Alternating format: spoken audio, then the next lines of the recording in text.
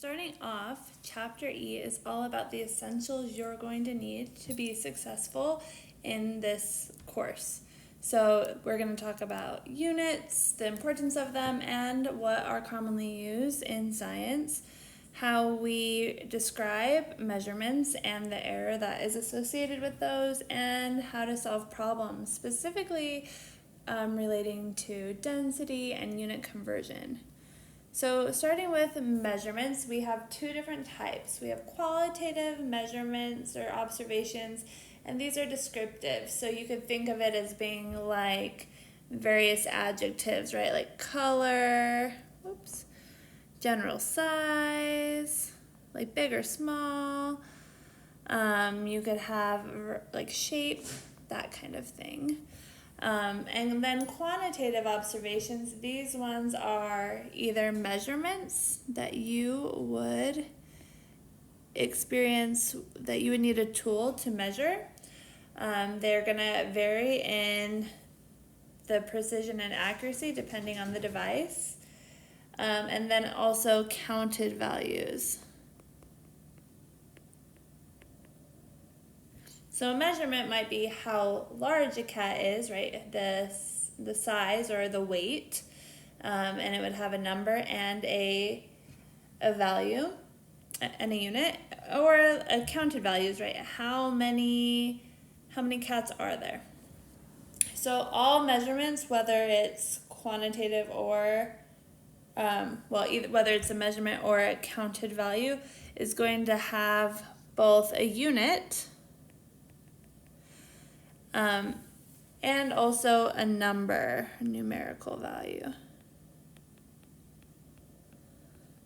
So the numerical value often is what like we focus on, right? So my children might say, Mom, it's 100 degrees outside, or even it's 100 outside, and I'm like, 100 what?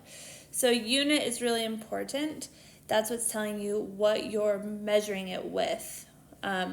And in science, we're often using the metric system, but in our everyday lives, we're using the English system or the American system. So some examples of measurements might be how many students are in the class. So 49 is my number, and units would be students.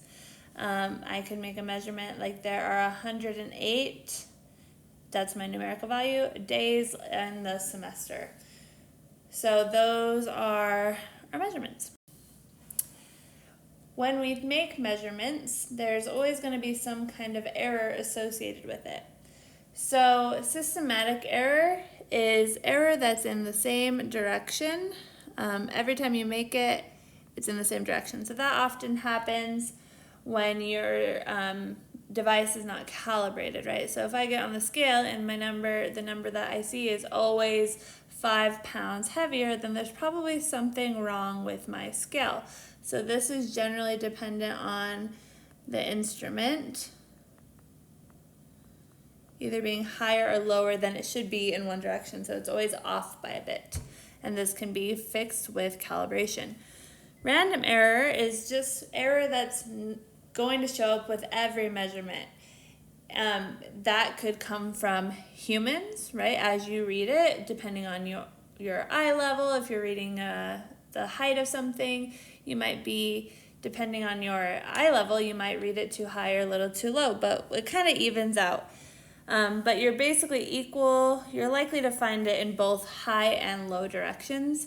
And so if you were to take an average, you're probably going to average out near the true value.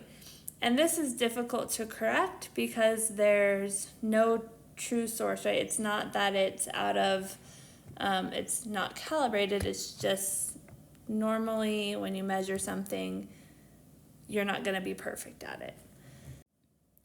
The standard units that we'll be considering for the SI system would be for length, we're going to be measuring in meters. The abbreviation for that is lowercase m. Mass, we would think would be grams, but it's actually kilograms is the standard measurement for mass in science, in the SI unit. Time is going to be seconds. abbreviated with lowercase s. temperature is in Kelvin. Notice it's not degrees Kelvin, it's just Kelvin, capital K. The amount of a substance is notated as a mole, and we'll talk about that more next chapter. And then current is amperes or amps, and that is capital A. We're not really going to be dealing with current very much in this semester, but we will touch on it next semester. So for temperature, we are familiar with a variety of temperature scales. The one that we are most familiar with in the US is Fahrenheit. Fahrenheit is actually a big pain because it's not only shifted by an amount, but it's also scaled differently. So we'll talk about that in a sec. We said the base unit was Kelvin, but oftentimes we are talking about temperature in Celsius. So Kelvin to Celsius, we're going to do temperature in Kelvin equals temperature in degrees Celsius plus 273.15. Often I leave out the 0.15, but that is technically the definition. So let's practice. If liquid nitrogen boils at 77 Kelvin, what's that temperature in Celsius? So we're going to plug in. We know that the temperature in Kelvin is 77. That equals my temperature in Celsius plus 273.15. So if I subtract 273.15 to both sides, then I get my temperature in Celsius to be negative 196.15 degrees Celsius for my answer. Okay, so we can see that the difference between water boiling and freezing is 100 units, right, for Kelvin, and it's also for Celsius. So they're just shifted by 273, a value of 273. But we can see now for Fahrenheit compared to Celsius, there is a difference of 112 to 32. So that is a much larger scale than the Celsius equivalent.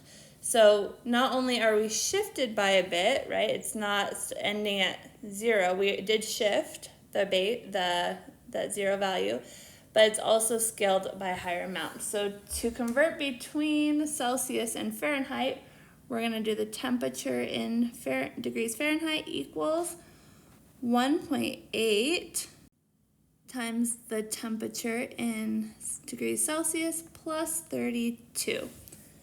So if we know that body temperature is about 98.6, what is that? Degrees Fahrenheit. What is that in degrees Celsius?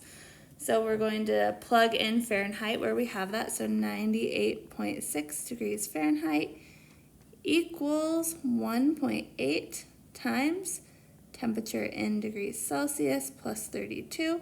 So I'll subtract 32 to both sides.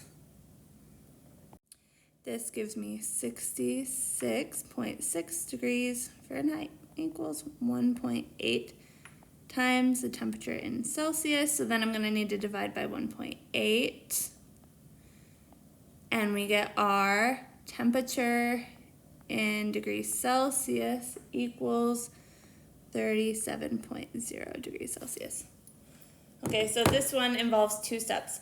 So if you want to go between Kelvin and Fahrenheit, you actually need to convert to Celsius and then to Fahrenheit, or vice versa. So it requires 2 steps.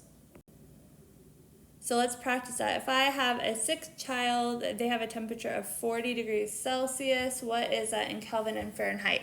So we know that temperature in Kelvin equals temperature in degrees Celsius plus 273.15. So that means that I'm just going to take my 40 degrees Celsius plus 273.15, and that gives me my temperature as 313.15 Kelvin. since we're already in Celsius from the beginning, we can go to Fahrenheit with that single calculation.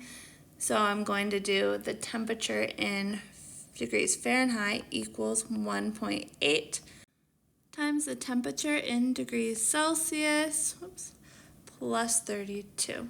So that will be, we'll take 1.8 times 40 degrees Celsius plus 32. Now you can plug that in your calculator just like that, and it will give you a temperature of 104.0 degrees Fahrenheit. And we know from our common knowledge of Fahrenheit that that is definitely a fever. All right, so now we have gallium as a solid metal at room temperature, but will melt to a liquid in your hand. The melting point of gallium is 85.6 degrees Fahrenheit. What is this in Celsius and Kelvin? And luckily they asked us in that order because we need to go to Celsius in order to get to Kelvin if we have Fahrenheit. So let's use our equations again. So I have, temperature in degrees Fahrenheit equals 1.8 times the temperature in degrees Celsius plus 32. We know that the temperature is 85.6 degrees Fahrenheit equals 1.8 times the temperature in degrees Celsius plus 32. So we'll subtract 32, right? Order of operations. So when we plug in our calculator, I want to encourage you to try these problems before I do, just so you can get that practice on your own.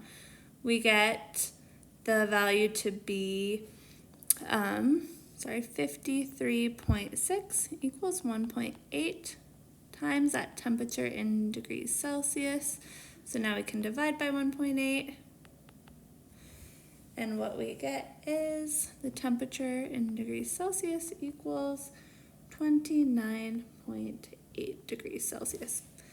Okay, now that we know that value, we can do our Kelvin temperature equals our degrees Celsius temperature plus 273.15.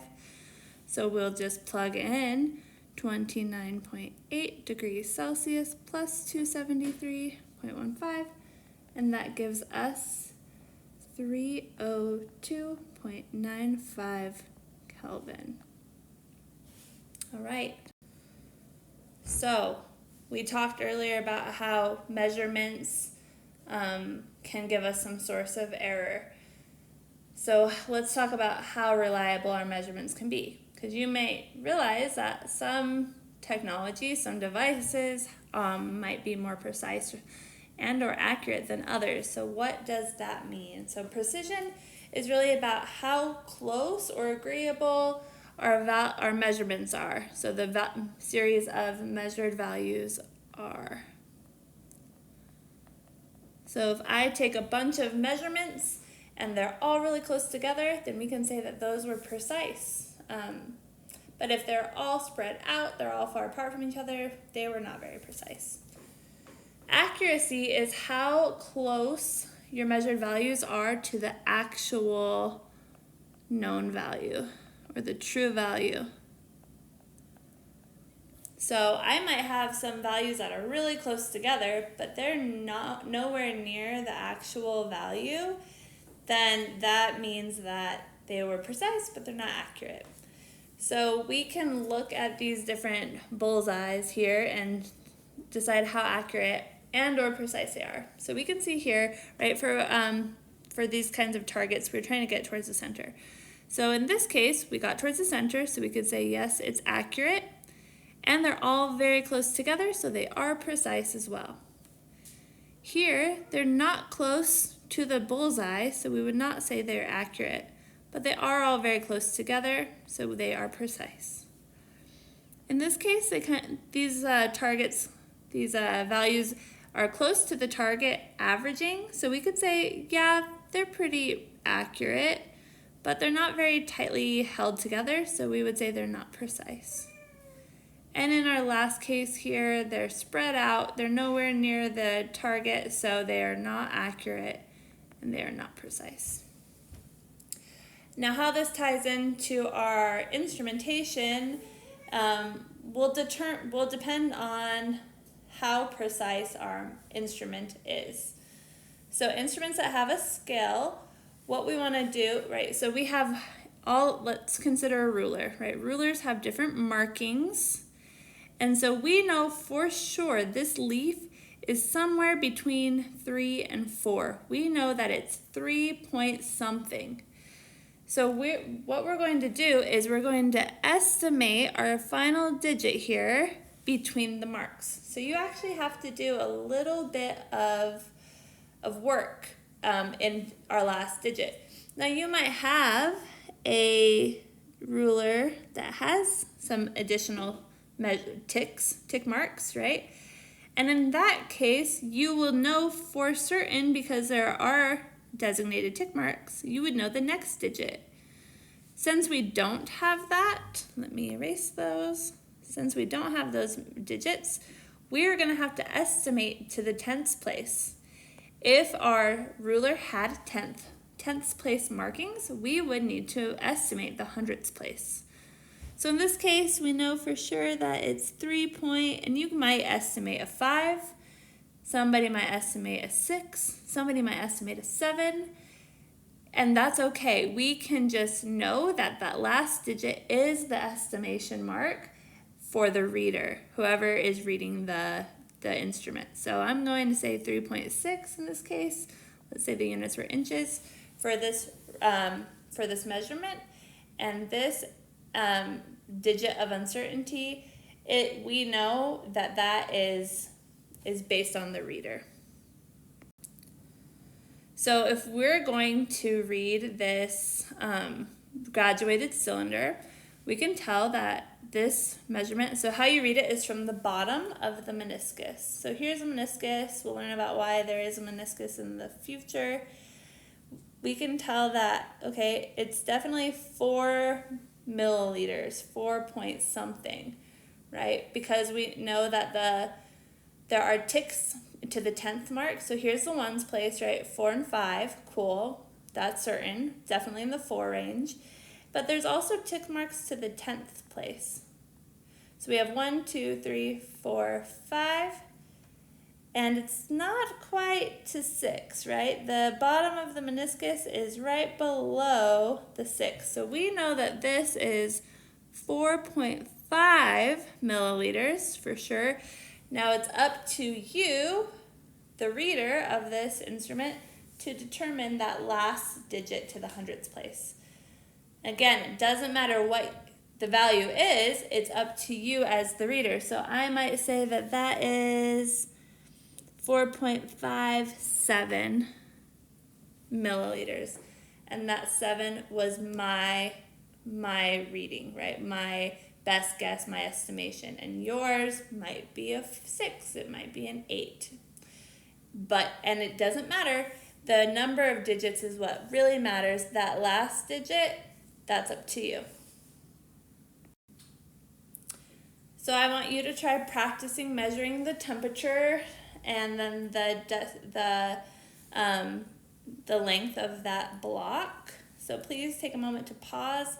I find this stuff really fun. So I want you to try to see how you would record these various measurements. So pause your video.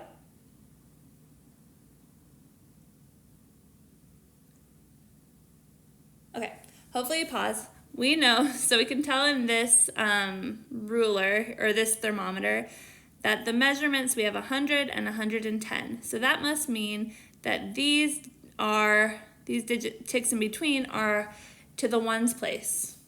So we definitely know that it's 100 and, let's see. Oh, this is the hard part, is estimating there. We know that it is 103 for sure, right? So I know it's 103. Now the last digit is what I'm going to estimate. Now I'm going to say it's 103.1 degrees Celsius. Because that seems a little bit past the 0 point, but not quite too far. You might call it 103.0, and that is also cool. That 0 is important because you measured it as right on the line. You might call it 103.2. Either way, it doesn't matter. We can tell that there are 4 digits in that number in our measurement, and that will come in handy later. Okay, now we can tell on this length measurement for the rectangle that our ruler, it has markings for every ones place, and it also has digits to the 10th place. So I know for sure I haven't reached 4, right? So I'm at 3.1, 2, 3, 4, 5, 6, 7, 8. So 3.8, and it's a little bit past, so I'm going to say 3.82 millimeters. Again, that 2 is where you as the reader get to make the call. You might call it a 3.82, a 3.83, 3.80. That's fine, it's your call, and it is right as long as you have an estimation to the hundredths place. Okay, so this is why it matters, is because of significant figures. Now, uncertainty, right? We know that our amount of digits depends on the instrument that we are using.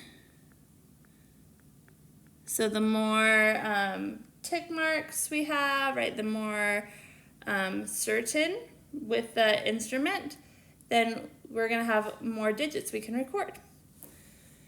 We can record the uncertainty with a plus or minus sign. So if I know it was definitely a 23.45 that I was estimating to the hundredths place, but I wasn't sure if it was 0.0 or 0.50, 0.40, 0.5 I was estimating, then we know that with that recording that our true value is anywhere between 23.40 and 23.50.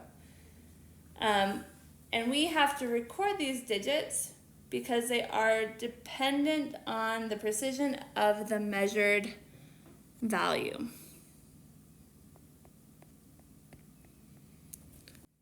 As mentioned, when we are reporting a value, right? So if I'm telling you I made this measurement and it was 23.45, you as the listener of that measurement knows that that last digit is my estimation. And that's going to come in handy, and we're going to have to consider this as we do calculations with our value, right? So if I measure something in milliliters, but I actually want it to be in grams, and I want to use the density of that material to go from milliliters to grams, well, then I'm going to need to consider the significant digits, or the amount of digits that I had in my original measurement for volume as I'm converting into mass using the density, which we'll do later on. So a couple of rules. First rule is that conversion factors are treated as exact values. Basically what we consider them is to have infinite number of significant figures. I'll explain why that matters in a minute. But basically, if I'm converting between two like distances, so 1,000 milliliters in 1 liter, or volume, right? Volume units. Then if I measured 23.45, that has 4 digits, then my final answer in liters should also have 4 digits, because all I'm doing is changing the base. That could be true about inches into centimeters. Now this is a conversion you need to memorize if you haven't already, right? I know that 100 pennies is $1. There's no measurements involved in that. That is the definition, right? 12 pieces is a dozen. That is a definition. And same thing, 1 mole is 6.02 times 10 to the 23 units. You'll learn that soon. That is a definition. So if it's a definition of like a certain conversion from one thing to another, we don't have to worry about counting digits. Make sure whatever you start with is how many digits you end with. So what is a significant figure or a significant digit? So any non-zero value is significant. So if I measured something to be 536 centimeters, then all of those digits matter, right? So we would say that value has 3 significant digits. Now, if there are zeros are kind of the biggest pain in these in this stuff, because they can be tricky. Now, zeros that are sandwiched in between non-zero numbers, they matter, right? These are just placeholders. They're telling us, the hundredths place has 0 and 0 digits, and then the tens place has 0, is a value of 0. So those digits all matter. So we have 1, 2, 3, 4, 5 digits here. Okay. Now where this gets tricky is leading zeros. So let's say I had 58 milliliters. Okay. So I know for sure, based off my measurement, that I have 2 significant digits. Cool. Now if I wanted to convert that into liters, then I'm going to have 0.058 liters. So now all of a sudden I have these zeros right there. Now technically, my hundredths place and my thousand place right here, those have zeros. We just normally don't write them because it seems redundant. But when they are holding the place so we can tell where the numbers start, they still don't count, but we have to write them when our numbers are really small. So if there are zeros to the left of the values, they are not going to count. We don't count them, okay? So here we have the 4 and the 3 are significant, but those placeholder zeros on the left, they don't count. So those ones are pretty straightforward. We don't care about anything that comes before the non-zero number.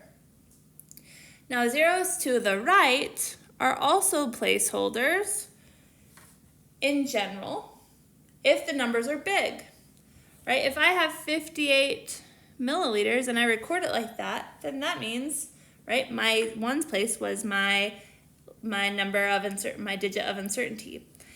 If I recorded it as 58.0 milliliters, then I intentionally wrote that 0, so that 0 is also significant. So in this case right here, I have 2 digits.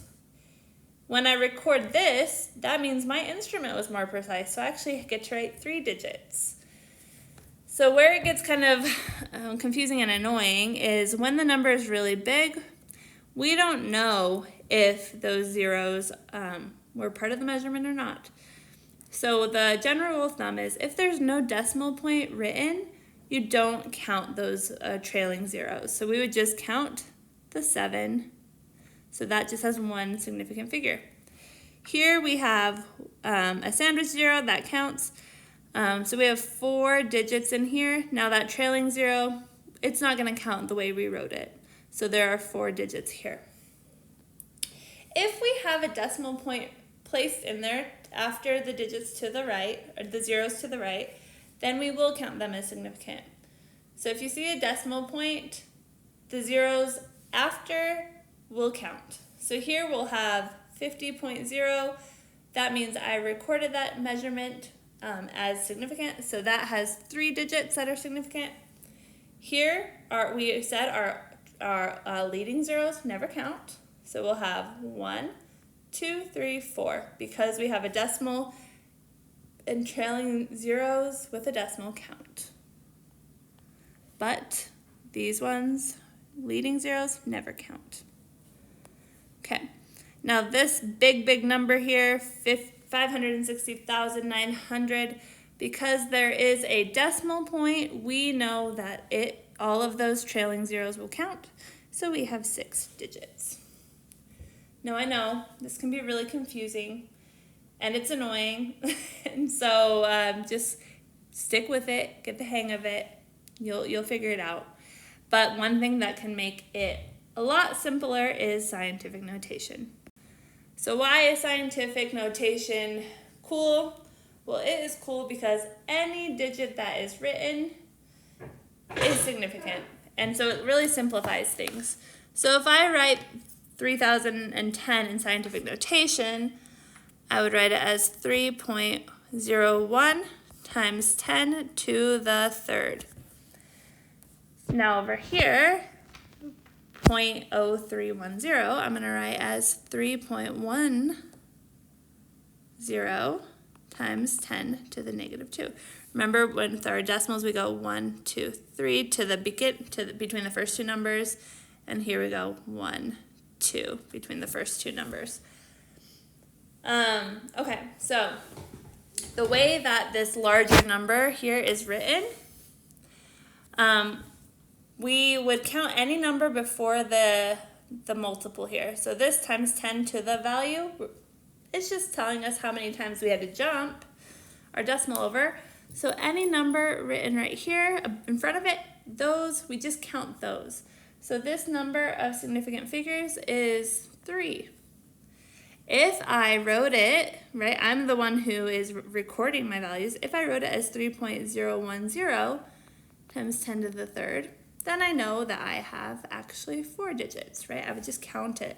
So it really leaves any kind of room for misinterpretation. It really minimizes that. Here we have this value. We have 1, 2, 3 numbers.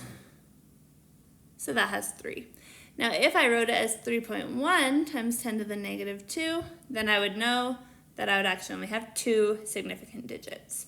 So let's practice. So try pausing and seeing what you've come up with. Okay, I hope you really did pause. So we're going to look at any leading zeros and not count them. So here are leading zeros, so those don't count.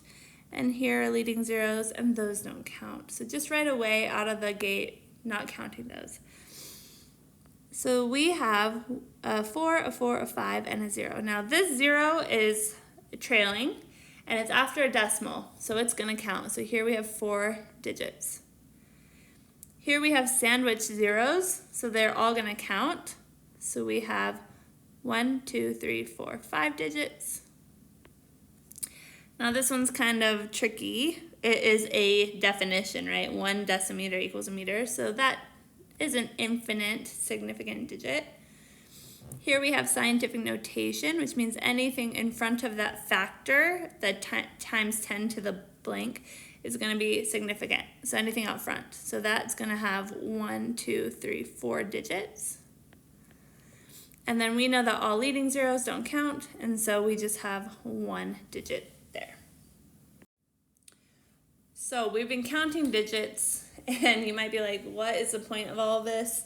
Well, it matters when we do mathematical calculations. So there are 2 different ways you can do it, and it depends on what you're doing. So if you're going to multiply or divide, basically you're going to take the least precise measured value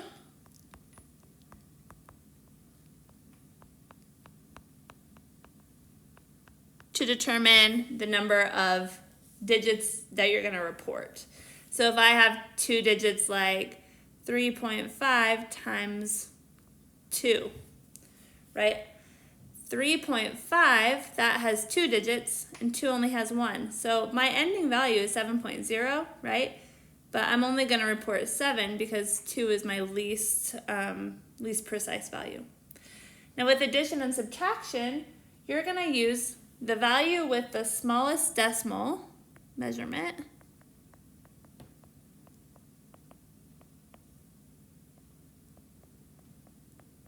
to determine how many digits your answer is going to have. So basically, whichever number has the smaller amount of decimal points, that will be your answer. So we'll start with that one. What you're going to do, first thing, you have your values. You're going to line them up at the decimal point. So I'm going to take 23.467 inches plus 313.21 inches. All right, so I line up my values. I'm going to do the addition or the subtraction. Use your calculator if you want. I don't care, it's fine. So I get 336.677. And then you're going to draw a line with the number that has the lowest amount of decimals. So we can see this guy has 1, 2, 3 decimals, digits after the decimal. This one has 2. So we're going to cut it off at the tens place. Okay, so draw a line to the right of your smallest decimal measurement, and then you're going to round to that line. So my value needs to be this. I'm going to look at my last number and see if I need to round up or not. So since my number right after it is greater than 4, then my number will be 336.68 inches. Now here we're going to try it again. We have 457 centimeters minus 0.8 or 68 centimeters. So I'm going to do the calculation. I end up getting 456.32. The number with the smallest amount of decimals is this 457 number, right? It doesn't have any numbers after the decimal, so I'm just going to cut it off right there, and we're going to round it here. So since this 3 is less than a 4 or less than 5, then our number will be 456 centimeters. Now, when you do multiplication and division, it's a little bit even more simple. So first thing you can kind of do is do either 1 or 2. They're kind of interchangeable. So you are going to do the calculation, but you're also going to look at your original problem and identify which of the numbers has the lowest number of sig figs. Because that's the thing that was measured in the lowest amount of precision, and so that's kind of going to limit how you can record your answer. However many significant digits that number has is how many you're going to report. So you'll round that value, your actual answer from part 1 into the lowest value. So let's start off with this first problem. If you multiply 3.56 times 4, you're going to get 14.24, and the units are centimeters squared, because centimeter times centimeter. Now we can go look at each value. So this number here has 3 digits, and this one has 1. So that's the 4 centimeters is going to be your lowest amount of digits. And so we're going to round our number to 1 significant digit. So that would be the tens place. So it would just be 10 centimeters squared. That's how we would report. So now we're going to do this next one. We have 2.050 milliliters times 5.0 milliliters. So when we multiply that together, we get 10.25 milliliters. Now milliliters squared, sorry.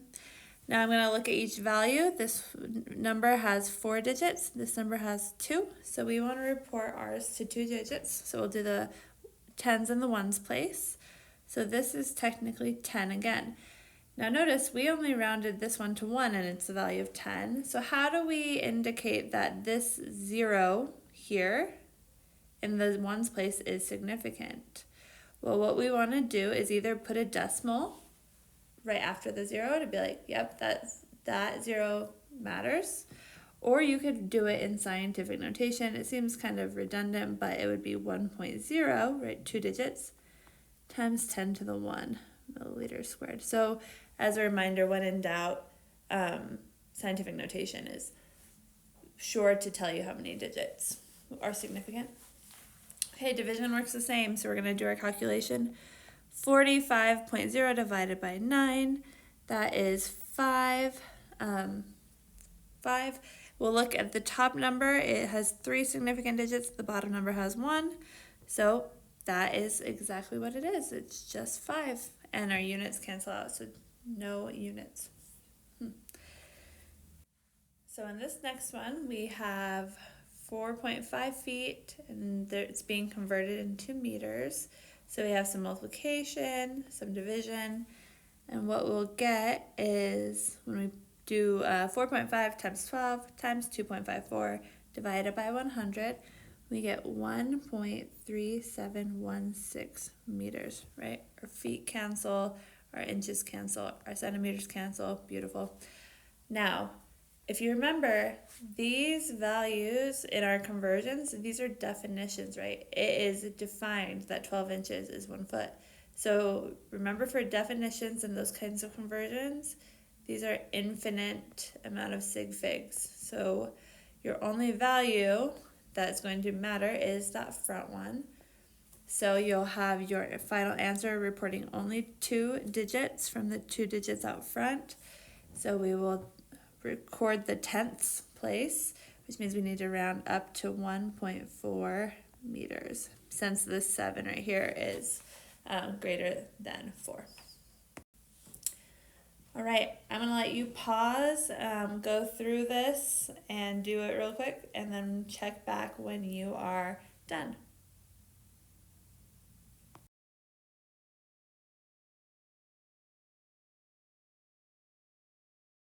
All right, so with these, I went through and did the calculator for all of them. We have, I'm gonna go through the explanation. So for this first one, we have 3 significant digits. We're multiplying. We have 1, 2, 3, 4 digits there.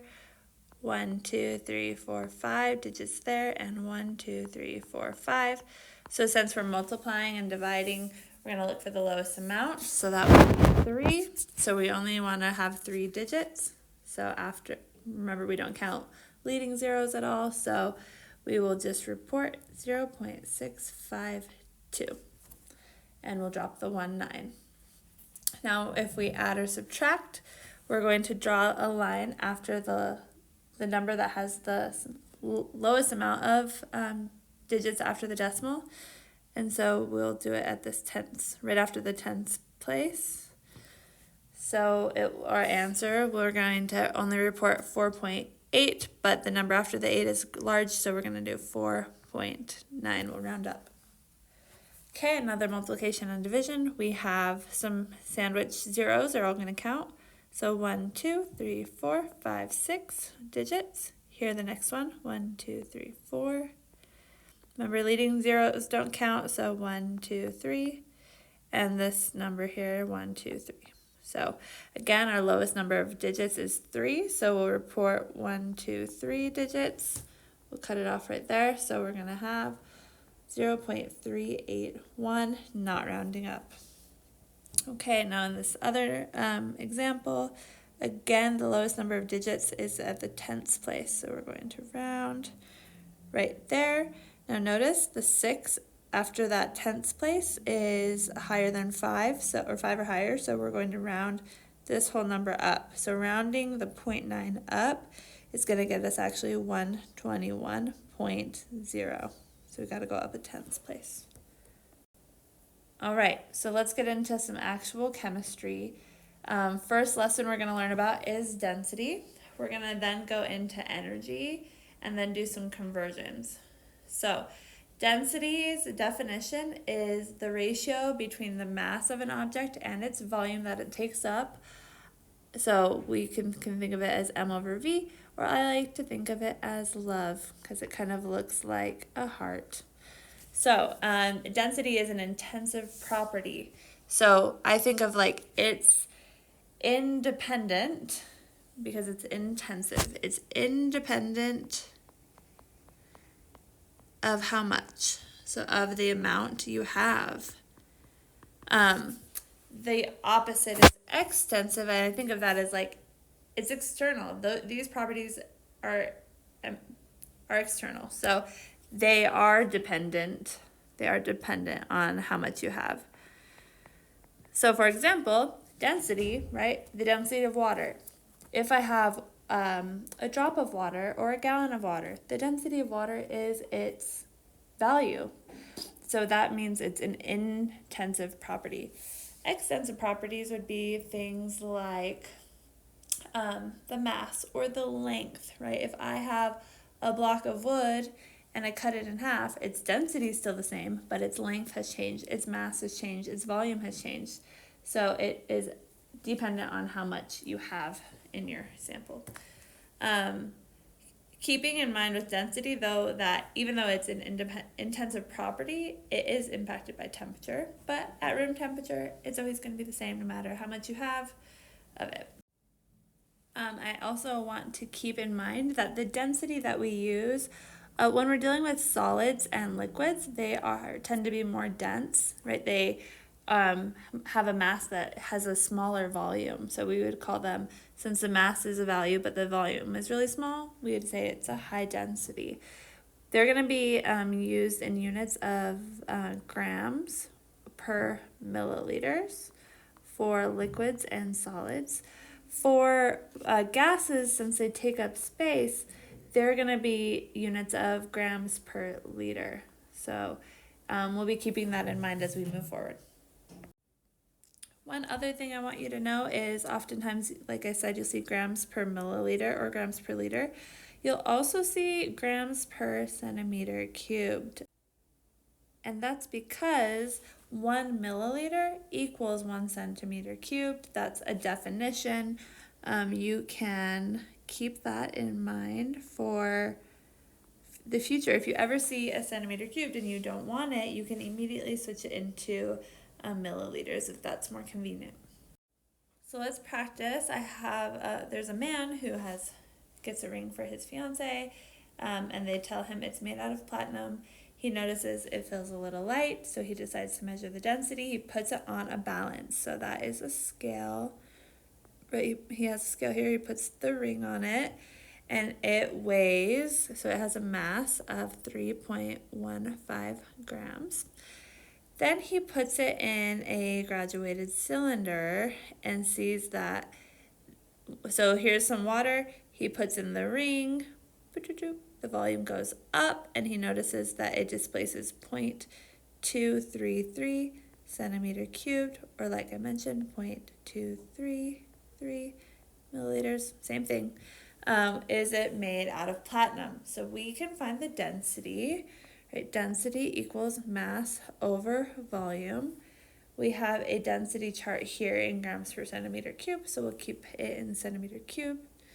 So we have 3.15 grams per 0.233 centimeters cubed, and that gives us 13.5 grams per centimeter cubed. So we can go check. Platinum is 21.4 grams per centimeter cubed, so this is very much not platinum. What is it? Honestly, it could be anything. Could be an alloy of a couple different metals. Doesn't matter. But he is upset. He's appalled that the ring is fake, so he returns it. It gets a new ring. It has a volume displacement, right? It displaces water, 0.212 centimeter cube. So if it is platinum, what is its mass? Well, we can do density equals mass over volume. We know the density and the volume, and are going to solve for mass. So solving for mass, we're going to multiply by the volume, and we get that the mass equals the volume, 0.212 centimeter cubed, times the density of platinum, 21.4 grams per centimeter cubed. Notice my units cancel and I get grams, and my ring weighs 4.54 grams. That is quite a bit more than the last problem. Okay, so now let's do a little bit of concept check with density. If I have 3 boxes below, notice these two have the same volume. This one's quite a bit larger. This one has 4 green balls in it. This one has 8, and this one has 4. So which is denser, the left or the middle box? So left, middle, right. Who is denser? This next problem asks which is denser, the left or the right box? So let's think about it. If I have density is mass over volume, so the left and the middle have the same volume. So the only difference is that we're assuming a higher mass in the middle one because there's 8 versus 4. So the middle box should be more dense because it has a larger mass, because there's more at the same volume. Okay.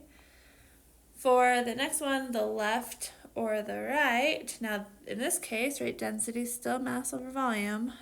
Now we have the 4 balls for each, so in this case the mass is the same, but our volume on the right is a lot larger, higher volume. So if we're gonna do 4 divided by a larger number, that means that the right box is going to have a low density, and our left box is going to have the higher density. And that's because, right, a larger volume means a lower density if the mass is the same. If we have a fourth box, it has the same volume as the left, so it's a small one, but it has 4 orange balls. Do they have the same density? And explain. And the question is, or the answer is, I don't know. It depends on the mass of the orange versus the green balls. So mass needs to be known before we can answer that question. All right, now let's jump over to energy. Energy is the capacity to do work. And when a process, either physical or chemical process, happens, there's going to be either some kind of gaining or releasing of energy. To define what work is a force with a push or a pull on an object. So electrostatic force we see here with this cat, right? It's pulling on the hair like up toward the balloon. So for electrostatic, it's based off of electrical charges. If I'm thinking about manual physical force, I can do work by pushing, right? Applying a force to a box and pushing it over a distance. So work was done in that case. The first law of thermodynamics says that the energy of the universe is conserved.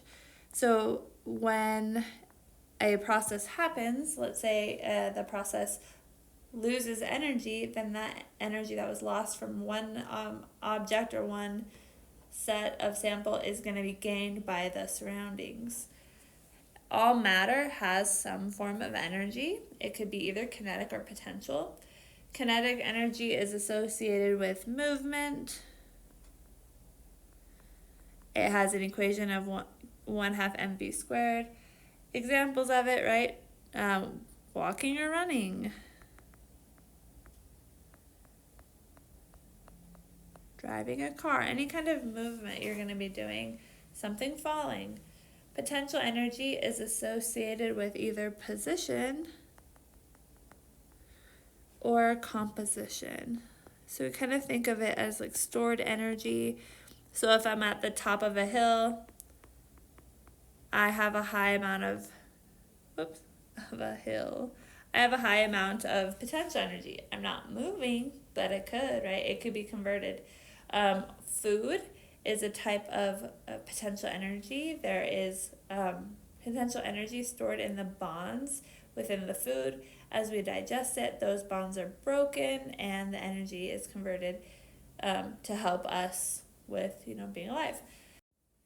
In this image here on the right, we can see that this 10 kilogram weight, we can tell it has a lot of potential energy, right? It's really close to falling off. At the moment, it's not moving, but it's unstable and it could easily fall. Then, but it doesn't have any kinetic energy as it is just at the top. Once it starts to fall, that potential energy is converted into kinetic energy while it moves. It still has some potential energy until it eventually hits the ground. So here there's a mixture of kinetic and potential right before it hits the ground. It's all kinetic, and then now down here it's stopped and it has low potential energy as well as low kinetic energy, and it's stable. So low energy in general, we're just going to really mantra this, low energy is stable energy. This is what all processes are seeking. And then another type of energy is heat energy. It's a type of kinetic energy, actually, as the molecules kind of are vibrating. When we talk about energy, oftentimes we're discussing whether something has gained or lost energy. Now that something is the system. It's often a chemical reaction, and it is the thing that we are studying. Here it's green. The surroundings are the things just outside of the system. And oftentimes we happen to be the surroundings if we're touching the chemical reaction, like maybe we're touching the beaker that we're holding as a reaction is happening. And the universe is the system and the surroundings combined. So kind of like the whole thing. So when we talk about an exo versus endothermic, we're talking about which way the energy is flowing. And oftentimes with energy, we're thinking about heat. So endothermic process is when there is a heat transfer from the surroundings into the system, right? So heat is entering endo, it's going in to the system. So energy going in. That means that the system has gained energy and the surroundings has lost energy. With exothermic, it means that heat is transferring, right? Exo, we think exit, it's transferred out. So it's going out of the system into the surroundings. In this case, the system is losing energy and the surroundings is gaining energy. Now, oftentimes we're measuring energy change with temperature change, right? Did the temperature go up? So if the energy of the system went up, then the temperature of the system went up for endothermic, and the surrounding temperature went down. So for us, if we're holding it, it's going to feel colder, because all of that energy is going into the system. If it is exothermic, then the system is losing energy and the surroundings, i.e. us, are gaining energy. So it's going to feel hotter. The temperature is going to go up. The base unit for energy is a joule. Its actual units, like breakdown with SI units, are kilograms times meters squared per second squared. You don't need to know this, but you should know that a joule is a package of units that we simplify by just calling it J. A calorie, a lowercase calorie, is the amount of energy or heat it takes to raise the temperature of 1 gram of water by 1 degree Celsius. So those are the types of energy you see on nutritional labels. Now, nutritional labels are actually a kilocalorie, which is 1,000 little calories, and it's often just notated by a big cal like that. And that's what's really on nutritional labels, is this kilocalorie. We can convert between joules and calories with this conversion, and then this is just an interesting energy unit with that you might find if you're like a homeowner, right? The kilowatt hour is basically over 1 million joules, and it's what we see when we're thinking about our energy consumption of like our home. So we're going to now jump into dimensional analysis. I like to think of it as a puzzle. I find it very fun. And you've probably honestly been doing this since elementary. But it definitely, once you get a groove, you're going to really enjoy it. Conversion factors are super, super important because it's going to help us go between units. And we're going to use conversion factors, which is the relationships between units. And we've already started talking about them, and you already know them. So if I know for definition that 1 inch is 2.54 centimeters, which you are expected to know, I could write it as a conversion factor as a ratio. And I could have either 1 inch on top or 1 inch on bottom, and then put the other unit in the other place. Now, where it will go, how it will be arranged either in this format or this format, will depend on what units you're starting with and what units you're trying to go to. So we're going to talk about the general plan, and hopefully you're using this throughout the whole semester, whole year. So the general strategy is we're going to sort out all the information. Oftentimes there are many a word problem that really just stoke the fear of all of the humans who have been traumatized since elementary with word problems, including my own children who just hate them. So you're going to read the problem and breathe. You're going to then pick out what information you have been given. You're going to write it on the side. Make sure you write the number and the units, and then figure out what you need to calculate. What is it asking for? What's the question want? Then you need to determine, how are you going to get from what you have to what you need to get. So what kind of conversion factors do you need? Like if I'm going between milliliters to liters, I know the relationship, right? 1,000 milliliters in 1 liter. Also, things like density are a conversion factor because it has 2 units. So identify the things you have been given, and then identify what you need, and then find all of the relationships that can get you from A to B. Then you're going to figure out your plan. What are the steps you're going to take? What conversion factors or equations do you need? Making sure that the units cancel. Anything that's on the top, you're going to multiply. Anything that's on the bottom, you're going to divide. And your units should cancel out in a really nice way. Then you're going to solve the problem. So again, anything on the top gets multiplied. Anything on the bottom, you're going to hit the division side and cancel out your units. Then if you have the wherewithal to continue, you will check your answer and make sure it makes sense. You should make sure that the size of the number makes sense, right? If I ask you how many particles of sand there are on the beach or whatever, and you give me a number that's times 10 to the negative 3, then that doesn't make any sense. That's a partial sand particle, right? So making sure your number makes sense.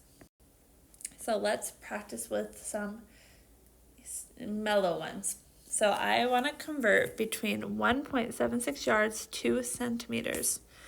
So the number I've been given is a single unit, right? Just yards. So I have 1.76 yards. And I want to get to centimeters. So I need to figure out how can I do that. So I know I can go in my brain, and you might have a different path, but I know the conversion between yards and feet. Cool.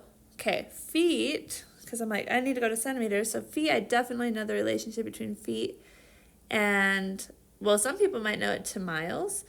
I know it from feet to inches. And then I've been telling you need to know the inches to centimeter conversion. So, but some people might say, I know feet to miles and miles to kilometers and then kilometers to centimeters. That is also a way you can go. They're all right. So that is my plan. I know those conversions, so let's write them in. Yards to feet. I know that there are 3 feet in 1 yard. So I'm going to start by saying the unit I've been given is yards. I'm going to write my little parentheses. My mathematical equation is going to go here.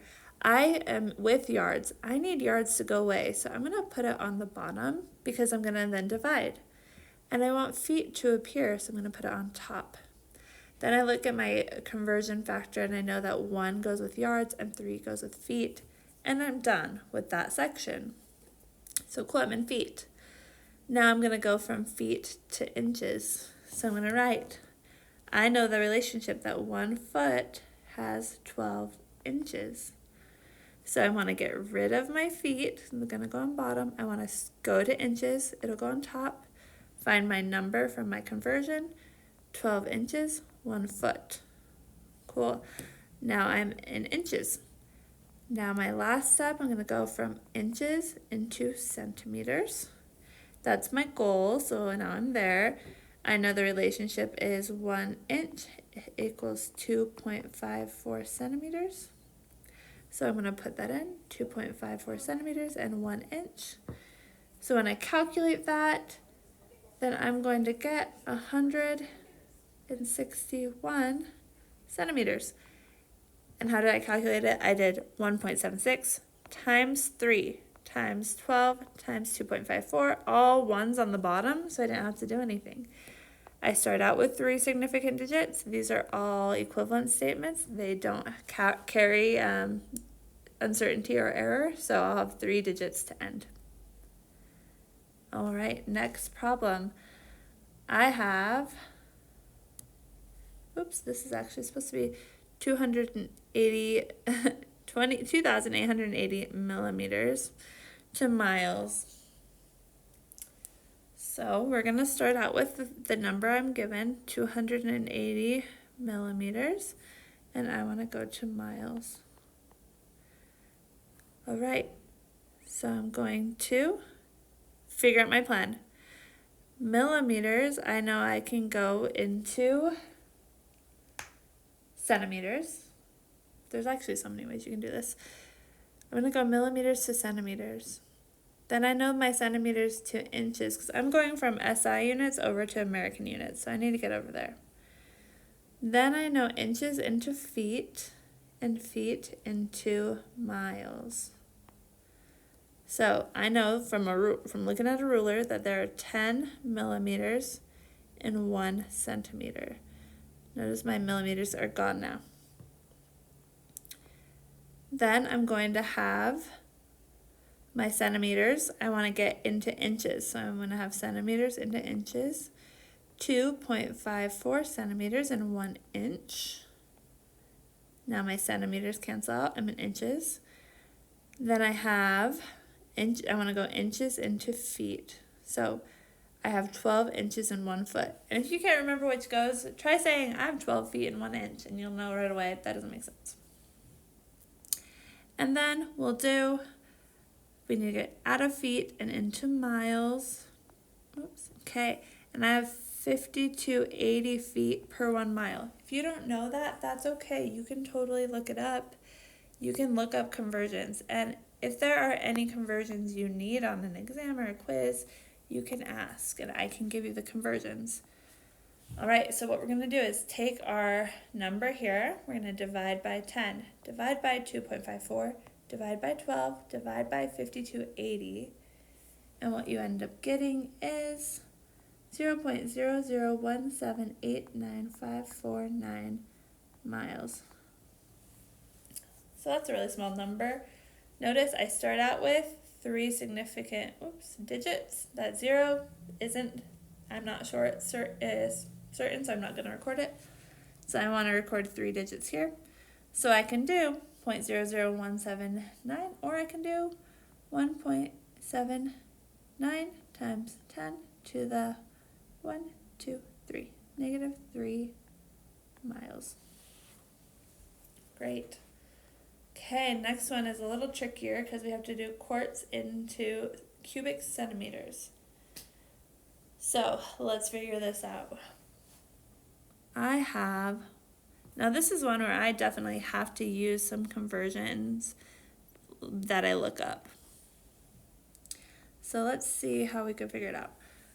So I'm going to, if I'm thinking about cubic distance, I don't like that. So I'm actually going to immediately go from centimeter cubed. I'm going to go back the other way, milliliters. Whatever I do, I want to get to milliliters.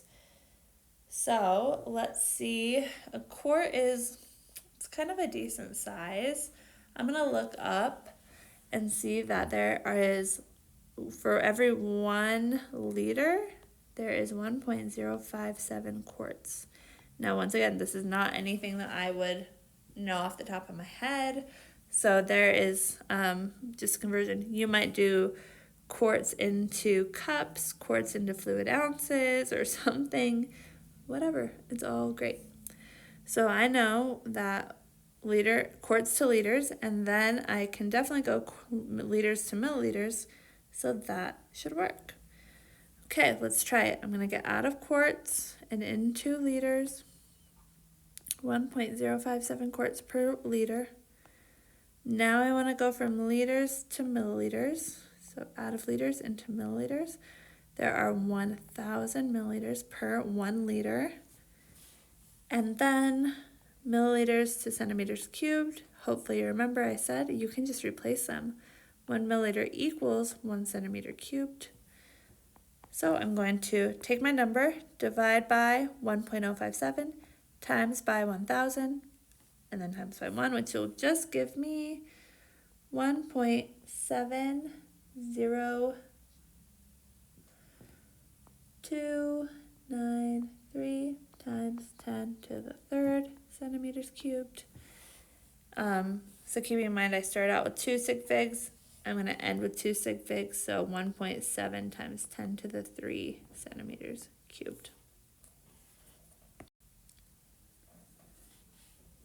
in this next problem, we're going to continue with conversions.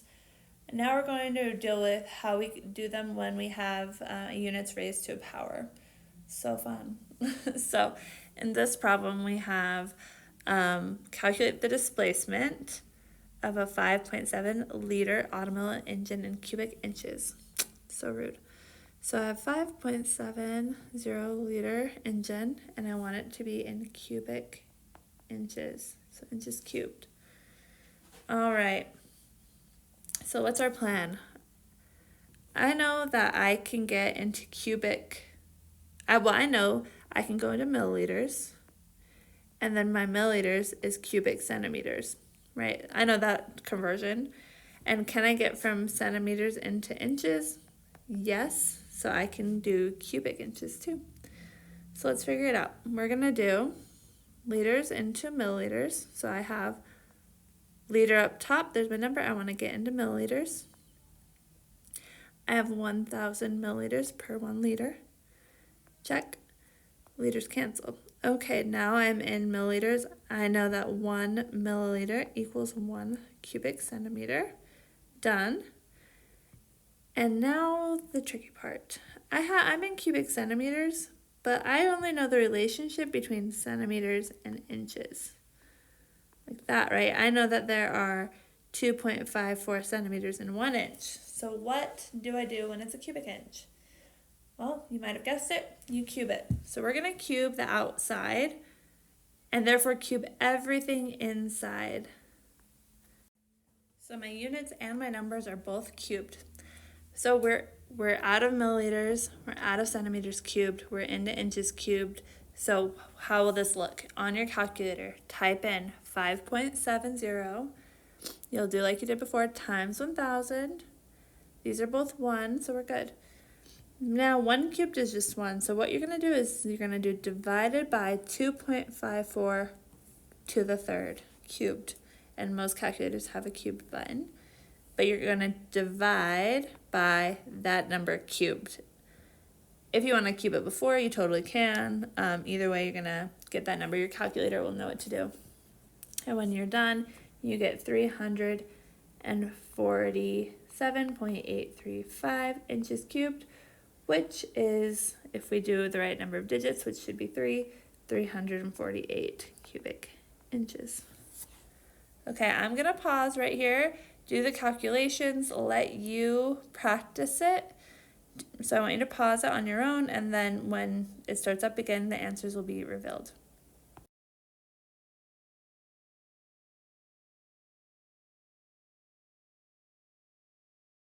All right, on this one, we have 2.11 yards cubed, and we want to go to centimeters cubed. So I started out just like we did before.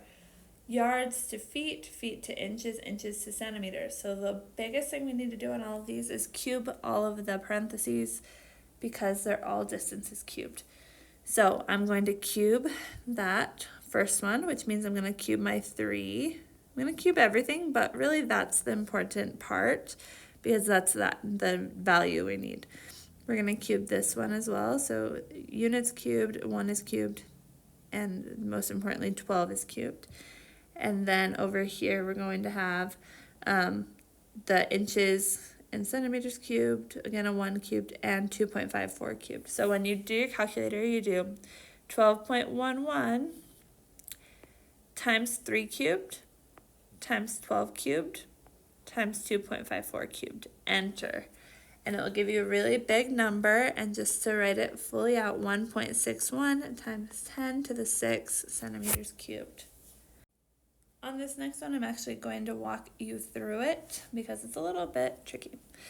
So a vineyard has 145 acres of grapes. The soil supplement requires 5.50 grams for every square meter.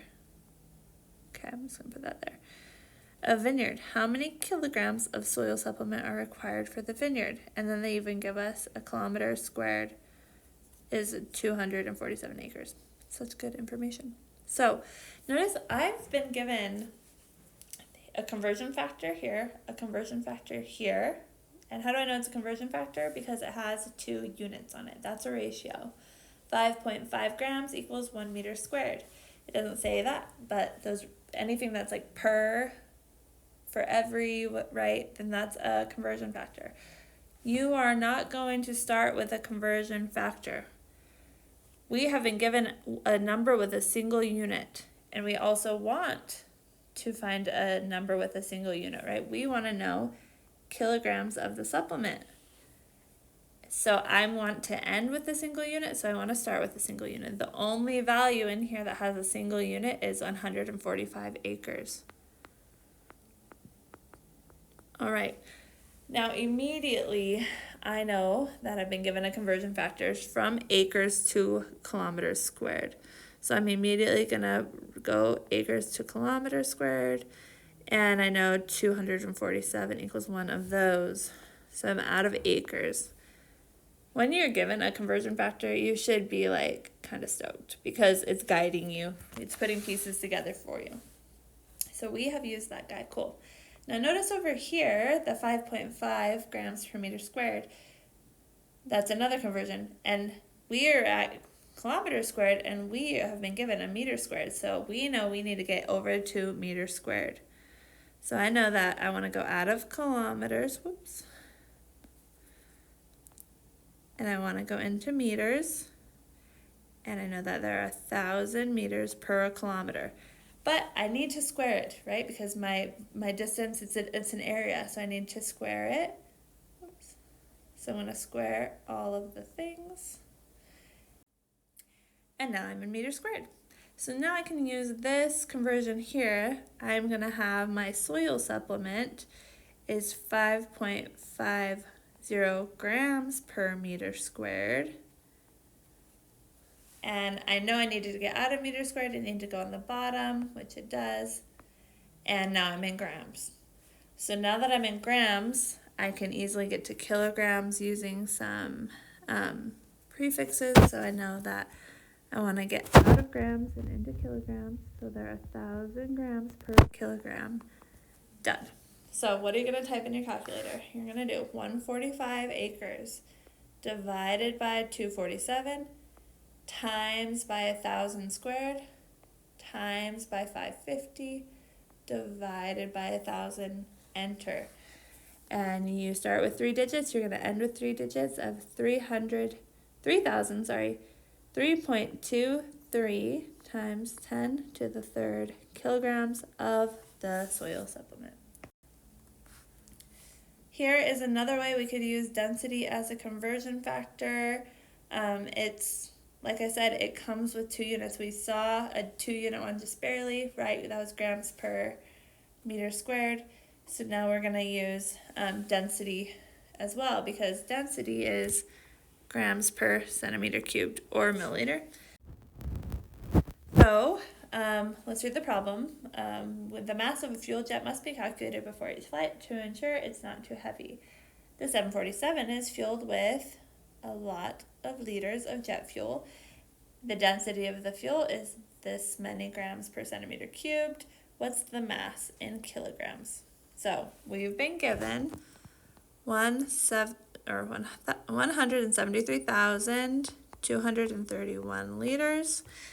And we know the density, and we're trying to get into kilograms. Now the density, once again, is going to guide us because it is 0.768 grams per centimeter cubed. And now for the first time, you're going to see me just immediately swap it from centimeter cubed to milliliter. So I know I'm starting with liters, so I want to get to milliliters. So that's my first step. Going liters to milliliters. I have 1,000 milliliters per 1 liter. Now I'm in milliliters, I can use my density. So I want milliliters on bottom to cancel out this milliliters, and grams up top. This number goes with the first unit it touches, so 0.768 grams per 1 milliliter. Now I'm in grams, I want to get into kilograms, so I'm going to just use a prefix here. I'm going to go from grams to kilograms. So 1,000 grams per 1 kilogram. So when you do that math, you end up getting, so you do that value for the volume times 1,000 times the density divided by 1,000. I get 1.33 times 10 to the 5 kilograms. All right. Now you might be wondering why I use 3 digits and not the 6 that they gave us. And keeping in mind, density is a measurement. It is standard for all things at that thing, but it also had to be measured. So it's not a definition, it is a measurement. So we want to use the precision of that.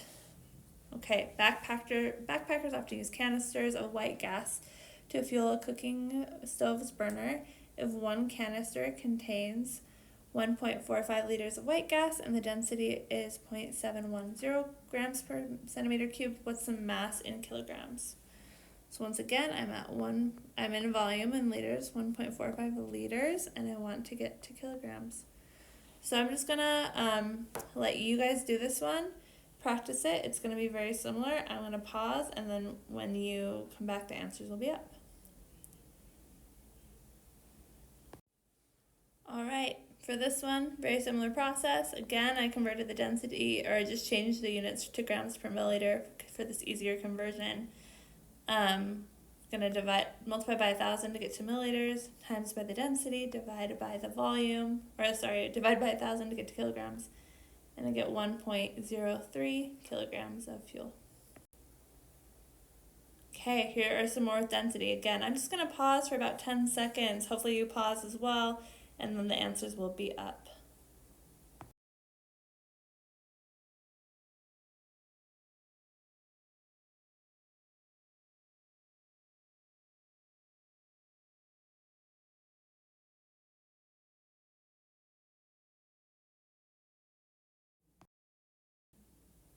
All right, so in this first one, we're starting out with milligrams, right? That's what they give us. We have 22 milligrams and a density, i.e. conversion factor here.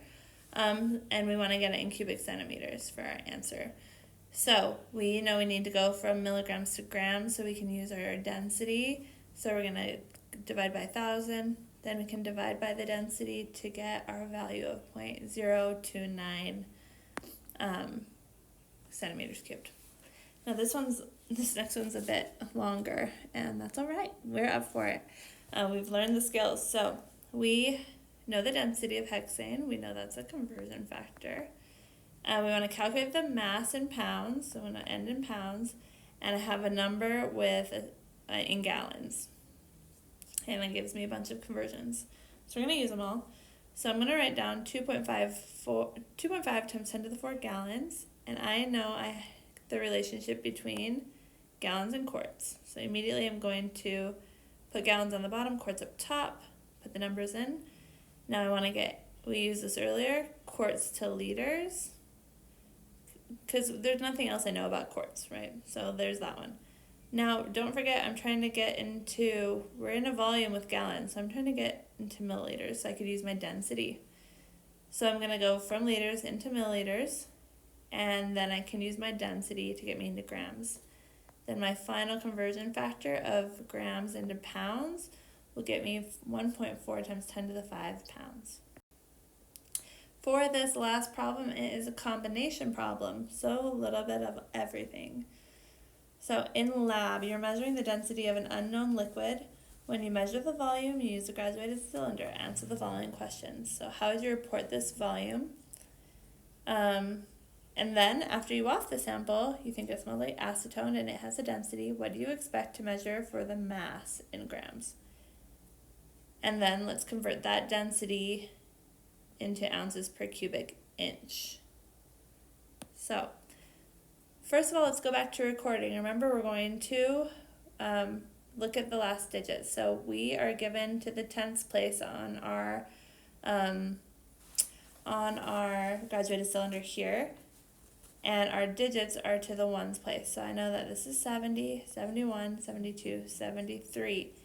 Then I'm going to report to the bottom of the meniscus, and I need to estimate. So I know it's definitely 73 point something. And that number there, that is what I'm looking for. I don't care what you get. You could put 73.3 milliliters, 73.2, 73.5 if that's what you felt like. But the fact that you get 73 point something, that's where you want to get it. Now you waft your sample. You think it smells like acetone and it has that density. What is that in grams? So we know our value, 73 point whatever you put. Now we know that 1 milliliter equals 1 cubic centimeter. I don't even care if you write that part. You can convert this to cubic centimeters, or you can put that as milliliters. That's fine. But I do know that I want to get out of that volume and into grams. So I'm going to use the density, 0.784 grams per cubic centimeter, and then I am done. So let's find out the answer. I get 2.5872 grams. So I'm going to report that with 3 digits. So 2.59 grams of acetone.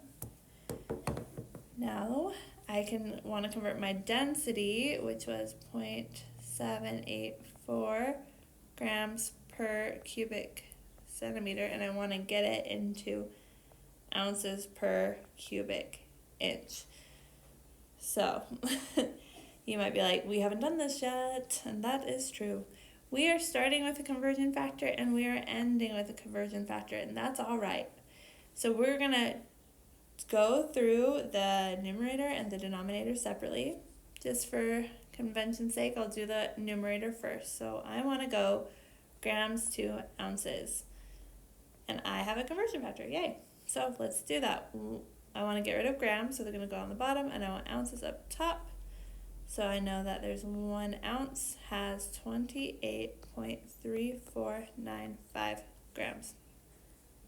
Okay, sweet. So the top one is done. Now let's go centimeter cubed into inches cubed. So I know centimeter. Now this is the tricky part. Denominators, we want to cancel by putting the conversion up top. So if my centimeter is on bottom here, I want my centimeter up top and my inch down bottom. Or else I just get a lot of like inches cubed, or centimeters to the 6, and we don't want that.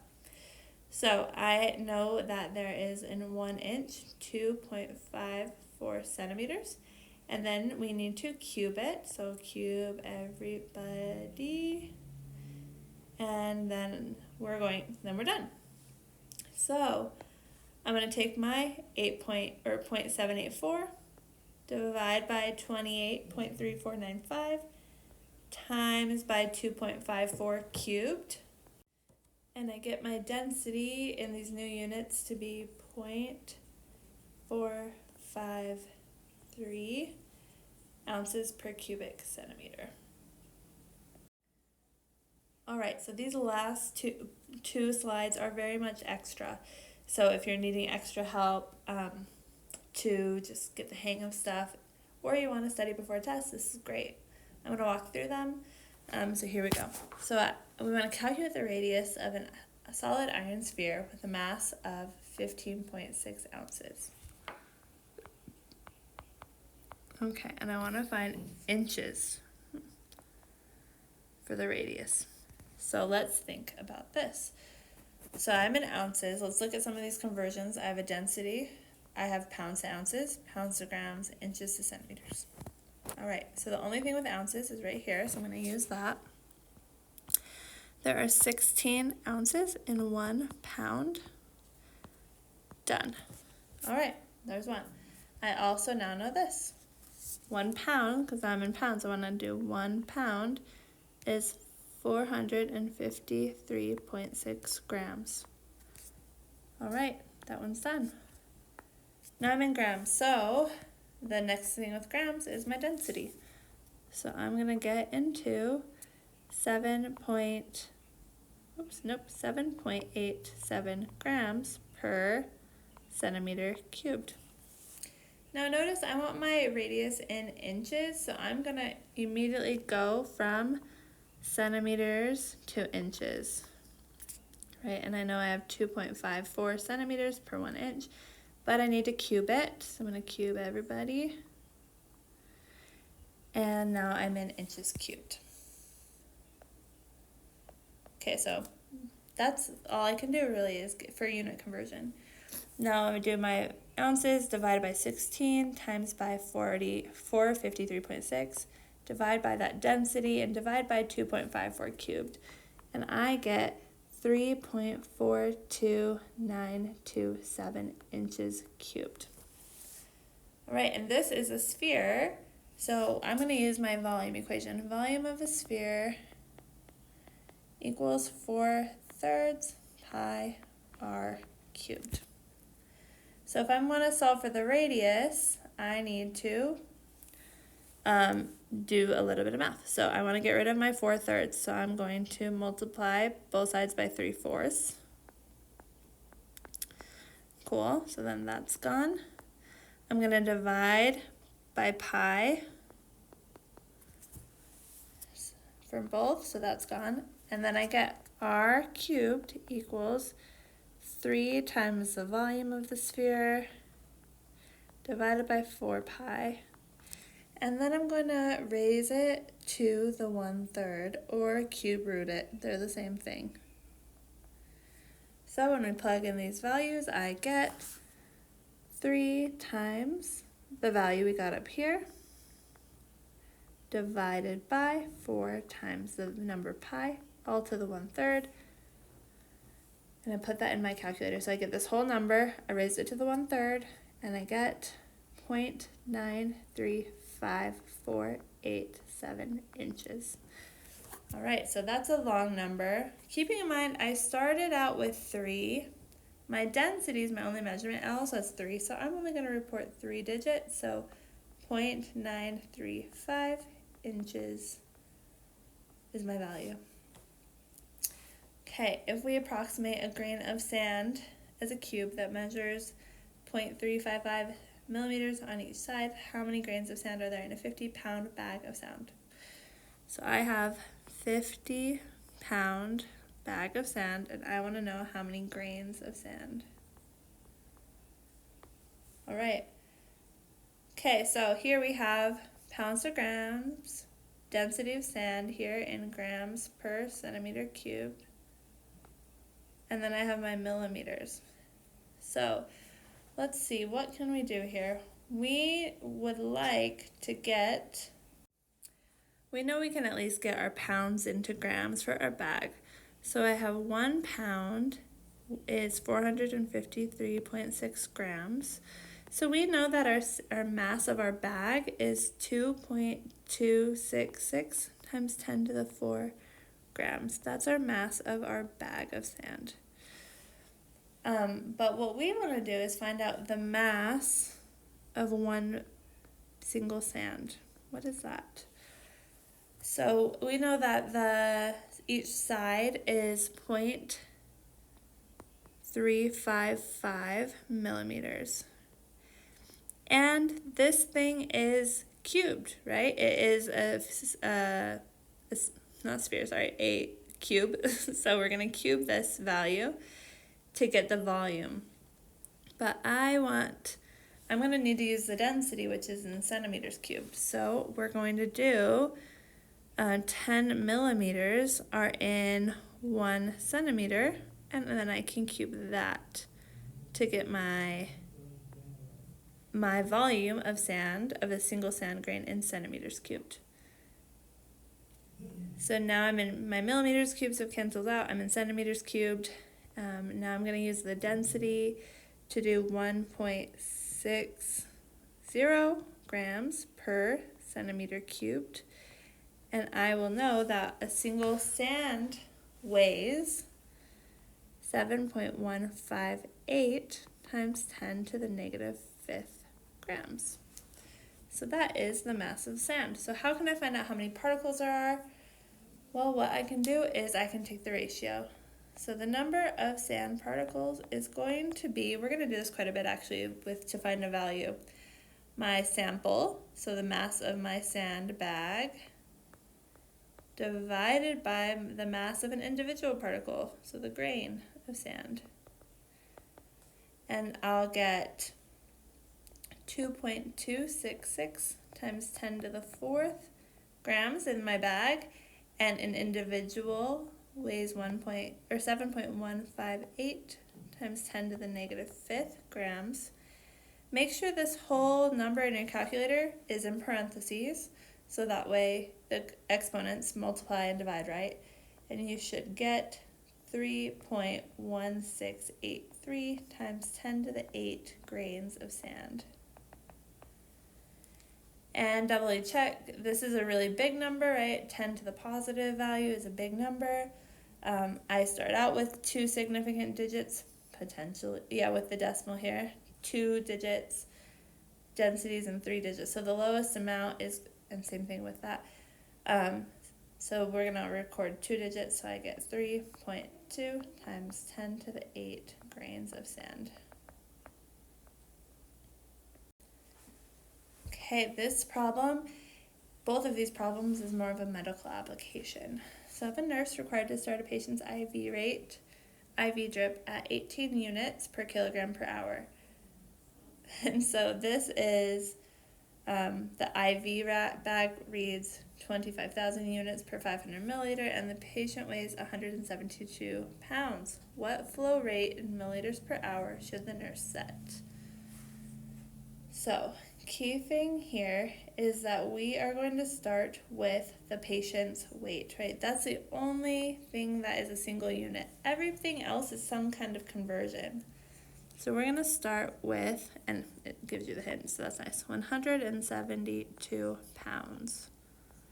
So we're going to now find where on here there is some kind of weight. So we can actually see in the first kilograms of weight. So we need to get from pounds to kilograms. So I know I can get from pounds to grams. We did that earlier. We know that, pounds there in 1 pound it is 453.6 grams. And now I can get to the kilograms here that I need. So I'm going to now get to kilograms, gram to kilogram, 1,000 grams in 1 kilogram. And now how this works, the drip rate is 18 units per kilogram per hour. So we're going to have 18 units up top and 1 kilogram an hour down bottom. So pounds have canceled, grams have canceled, kilograms have canceled, and now I'm in units per hour. I still need to get to milliliters per hour, so I'm at least partway there. So the last thing I can use is my final conversion, 25,000 units per 500 milliliters. So I'm going to take my 172 times by the mass in grams, divide by 1,000, times by 18, times by 500, and divide by 25,000, and I get 28.1 milliliters per hour. That one's pretty tricky. These ones are literally like puzzles. This one's very similar, actually. We have a 298-pound person, and they need a lidocaine infusion at 30 micrograms per kilogram minute. You're supplied with a bag that reads 4 milligrams per hour. So very, very similar. We're going to get pounds into kilograms. So the first 2 steps are going to be the same. 453.6 grams per single pound. And I'm going to go 1,000 grams per kilogram.